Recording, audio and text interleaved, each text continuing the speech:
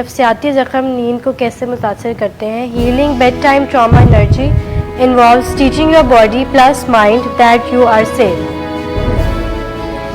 اچھا مس زینب، ایسا ہے کہ جو PTSD ہے، post traumatic stress disorder, post traumatic stress disorder, یہ فوجی جو جا کے میدان جنگ میں لڑتے ہیں، ان کو جو کچھ وہ دیکھتے ہیں، جو ٹراما ہوتا ہے، اس کے اثرات، اس کے گھاؤ، اس کے زخم ان کے ذہن پہ رہ جاتے ہیں. ان کو اکثر انگزائٹی اور بے چینی رہنے لگ جاتی ہے. اسی طرح بچپن میں جو واقعات ایسے برے، کوئی ٹراما ہوا ہوتا ہے، کوئی سیکشول ٹراما ہوا ہوتا ہے، کوئی فزیکل وائلنس ہوئی ہوتی ہے، کوئی ایسا واقعہ دیکھا ہوتا ہے کسی کے مرنے کا، کوئی نقصان، اس کے بھی نقوش دماغ میں، یادوں میں رہ جاتے ہیں. وہ تھرو آؤٹ لائف رہتے ہیں آپ کی، وہ ختم نہیں ہوتے. وہ جو چائلڈ ہوڈ ٹراماز ہوتے ہیں وہ کبھی ختم نہیں ہوتے، وہ ہمیشہ آپ کے مائنڈ میں، کے برین میں، انکانشیس سائڈ پہ رہتے ہی ہیں.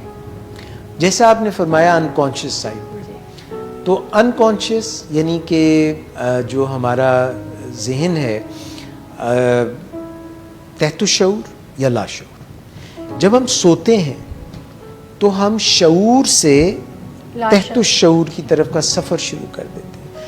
تو ایسے میں ہمیں نائٹ میئرز، ایسی خواب آنے لگ جاتے ہیں جو ڈراؤنے خواب ہوتے ہیں، جو وہ اس سے تحت الشعور سے کنیکٹ ہو کے اور ہم ہڑبڑا کے اٹھ جاتے ہیں. سر اس میں ایک ڈس آرڈر ہوتا ہے سلیپ پیرالسس، وہ بھی اسی میں آتا ہے؟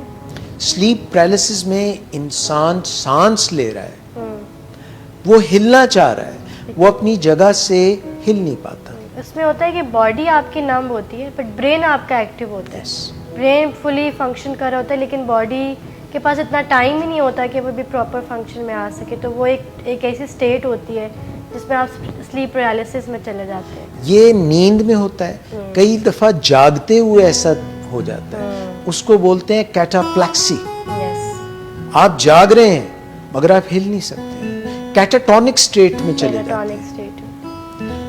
مگر جس کا ذکر ہم کر رہے ہیں وہ یہ ہے کہ جب ہم سونے کے اندر جا رہے ہوتے ہیں، جب ہماری برین ویوز جو ہیں وہ چینج ہوتی ہوئی الفا، بیٹا، گاما، تھیٹا کی طرف جا رہی ہوتی ہیں، اور یہ پرانے واقعات جو ہیں یہ زخم ہرے ہو جاتے ہیں، اور ہم نائٹ میئر یعنی ڈراؤنے خواب یا نائٹ ٹیرر کا شکار ہو جاتے ہیں. ایک دم ہمیں وہ پرانی یادیں آنے لگ جاتی ہیں. اس کے لیے ضروری ہے کہ ہم سائیکو تھراپی لیں. اس کے لیے ضروری ہے کہ اگر ہمیں اینگزائٹی رہتی ہے تو ہم اپنے سائیکیاٹرسٹ سے مل کے، سائیکالوجسٹ سے مل کے، نہ صرف ہم اپنی CBT جو ہے کوگنیٹیو بیہیویورل تھراپی کریں، ڈائلیکٹک بیہیویورل تھراپی کریں، اور ہم ہپنوسس کو سیکھیں، سیلف ہپنوسس کو سیکھیں، میڈیٹیشن سیکھیں، اور اگر ضرورت ہے تو SSRIs کا استعمال کریں،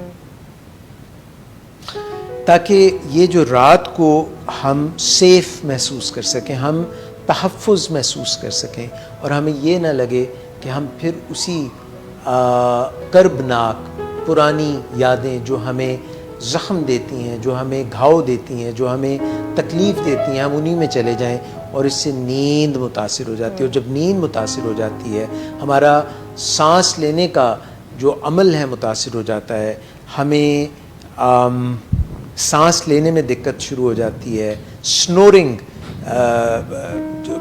وہ کیا اس کو کہتے ہیں، خراٹے لینے شروع ہو جاتے ہیں، نیند صحیح نہیں آتی، آکسیجنیشن صحیح نہیں ہوتی.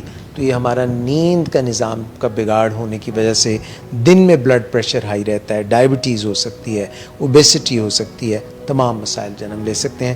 تو یہ جو ہے اس کو بیڈ ٹائم سٹوریز جب ہم بچوں کے ساتھ کنیکٹ کرتے ہیں، بڑے جو ہیں ان کی نیورو پلاسٹسٹی کے ذریعے پازیٹیو ایفرمیشن جو ہم یہاں پہ ولنگ ویز میں ایسی ریکارڈنگز کرتے ہیں جن میں ان کی آواز میں یا کسی اور کی آواز میں ان کو positive affirmations with subliminal music جو ان کو ریلیکس کر دیتی ہیں, تحفظ کا احساس دیتی ہیں.